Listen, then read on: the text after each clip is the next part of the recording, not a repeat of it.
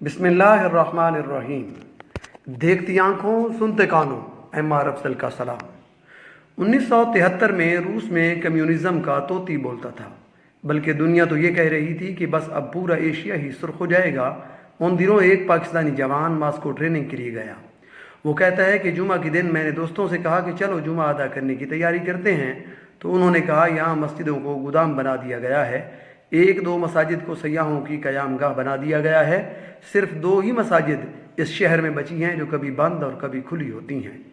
मैंने कहा आप मुझे मस्जिद का पता बता दें, मैं जुमा अदा करने वहीं चला जाता हूँ। पता लेकर मस्जिद तक पहुँचा तो मस्जिद बंद थी। मस्जिद के पड़ोस में ही एक बंदे के पास मस्जिद की चाबी थी। मैंने उस आदमी को कहा दरवाज़ा खोल दो, मुझे नमाज़ पढ़नी है। उसने कहा दरवाज़ा तो मैं खोल दूंगा, लेकिन अगर आपको कोई नुकसान पहुँचा तो मैं उसका ज़िम्मेदार नहीं हूँ। मैंने कहा देखें जनाब, मैं पाकिस्तान में भी मुसलमान था और रूस के मास्को में भी मुसलमान ही हूँ। मैं नमाज अदा करूँगा चाहे कुछ भी हो जाए। मैंने मस्जिद का दरवाज़ा खोला तो अंदर मस्जिद का माहौल बहुत ख़राब था। मैंने जल्दी जल्दी सफाई की और काम से फरागत के बाद मैंने बुलंद आवाज़ से अजान दी।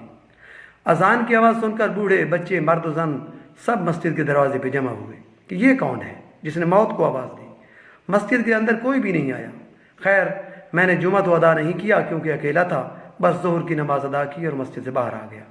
मैं जाने लगा तो लोग मुझे ऐसे देख रहे थे जैसे कि मैं नमाज अदा करके बाहर नहीं निकला, बल्कि दुनिया का कोई नया काम मुतारिफ करवा कर मस्जिद से निकल रहा हूँ। एक बच्चा मेरे पास आया, कहने लगा आप हमारे घर चाय पीने आए। उसके लहजे में खुलूस ऐसा था कि इनकार ना हो सका। उसके साथ गया तो घर में तरह तरह के पकवान बन चुके थे। मेरे आने पर सब बहुत खुश थे। मैंने खाना खाया, चाय पी तो एक बच्चा साथ बैठा हुआ था। मैंने उससे पूछा आपको कुरान पाक पढ़ना आता है? उसने कहा जी बिल्कुल, कुरान पाक तो हम सबको आता है। मैंने जेब से कुरान पाक का छोटा सा नुस्खा निकाला और कहा ये पढ़कर सुनाओ मुझे। बच्चे ने कुरान को देखा, मुझे देखा, फिर कुरान पाक को देखा, फिर माँ बाप को देखा और दरवाजे को देखा, फिर मुझे देखा। मैंने सोचा इसको कुरान पढ़ना नहीं आता, लेकिन उसने कहा इसको कुरान पढ़ना आता है। मैंने कहा बेटा ये देखो, कुरान की एक आयत पे उंगली रखी तो वो फर फर बोलने लगा बिना कुरान को देखे ही। मुझे हैरत का शदीद झटका लगा कि ये तो कुरान को बिना देखे ही पढ़ने लगा। मैंने उसके वालिदैन से पूछा हजरत मामला क्या है? मुस्कुरा कर जवाब देने लगे दरअसल हमारे पास कुरान पाक मौजूद नहीं।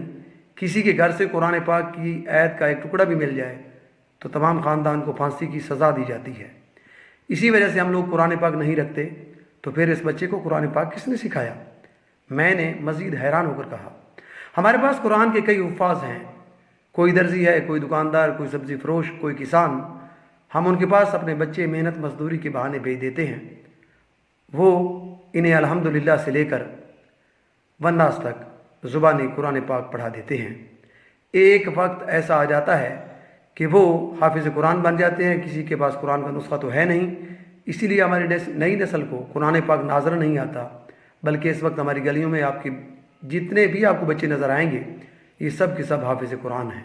यही वजह है जब आपने इस बच्चे के सामने कुरान रखा तो इसको पढ़ना नहीं आया, लेकिन जब आपने आयत पढ़ी तो वो फर फर बोलने लगा कि आप अगर ना रोकते तो ये पूरा कुरान ही सुना देता। वो नौजवान कहता है कि मैंने कुरान का एक नहीं कई बार कई हज़ार मुआज़े देखे। जिस माशरे में कुरान पर पाबंदी लगाई जाती है या लगा दी गई थी, उसी माशरे के हर बच्चे बूढ़े मर्द जन के सीनों में कुरान हिफ्ज़ होकर रह गया था। मैं जब बाहर निकला तो कई सौ बच्चे देखे, उनसे कुरान सुनने की फरमाइश की तो सब ने कुरान सुना दिया। मैंने कहा अरे काफरो, तुमने कुरान रखने पे पाबंदी लगा दी, लेकिन जो सीने में कुरान मजीद महफूज है उस पर पाबंदी ना लगा सकोगे। गैर मुस्लिम ताकतें जितनी भी कोशिश कर लें इस्लाम और कुरान को ना मिटा सकेंगी। इंशाअल्लाह जल्द मुसलमान पूरी दुनिया की रहनुमाई करेंगे। वस्सलाम। अल्लाह तबारक व तआला हम सबको नेक अमल करने की तौफीक अता फरमाए।